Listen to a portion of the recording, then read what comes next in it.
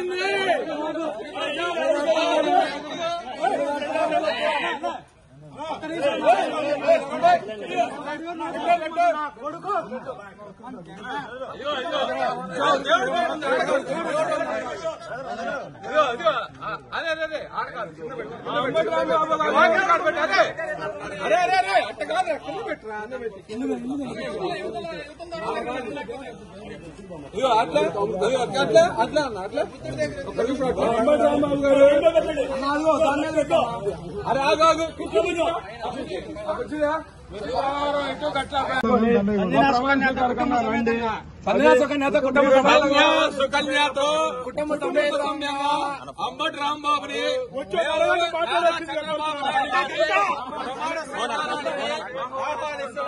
సుకన్య చీర, సుకన్య గాజులు తీసుకొని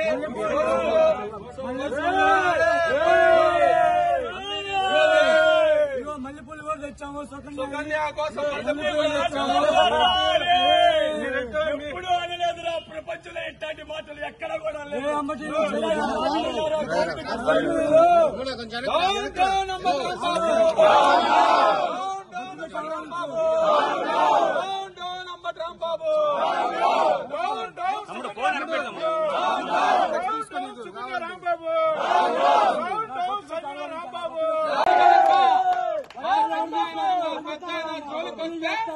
మా పవన్ కళ్యాణ్ జోలికొచ్చినా సరే నీకు పుచ్చ పగలగొట్టే సీను సితారం అయిద్దని చెప్పి కూడా ఈ సందర్భంగా హెచ్చరిస్తా ఉన్నాం. ఈ రోజు అంబటి రాంబాబు అసెంబ్లీలో ఆంబో తెరిచినట్టు మనందరం అరుపులు చూస్తా ఉన్నాం.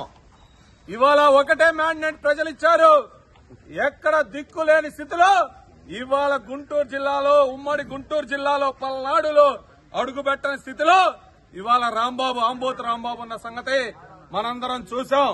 అరే రాంబాబు, నీకొక్కటే చెబుతా ఉన్నావు, నువ్వు అసెంబ్లీలో మా అమ్మ లాంటి అమ్మని నువ్వు విమర్శించిన చరిత్ర మర్చిపోతావారా? నువ్వు ఆంబోతులాగా, ఒక ఎదవలాగా, ఎదవర్నారులో ఎదవలాగా నిన్ను ప్రజలు పోలవరం, మరి పట్టిసీమ, పులిచింతల చూడమని పంపిస్తే అసెంబ్లీకి నువ్వు చూసింది సుకన్యాని, గంట అరగంట అని చెప్పి ఆ సుకన్యాలతో ఆడుకోవటమే నీకు పట్టిన దరిద్రంరా.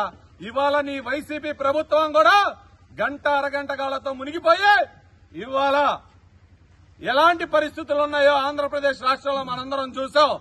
ఒకటే గుర్తుపెట్టుకో రాంబాబు, నువ్వు ఇంకొకసారి గనక మా నాయకుల్ని ఎవరినైనా విమర్శిస్తే నీ పుచ్చ పగలగొట్టి, పళ్ళు రాలగొట్టి నీ ఇంటి ముందేస్తామని కూడా ఈ సందర్భంగా హెచ్చరిస్తా ఉన్నాం.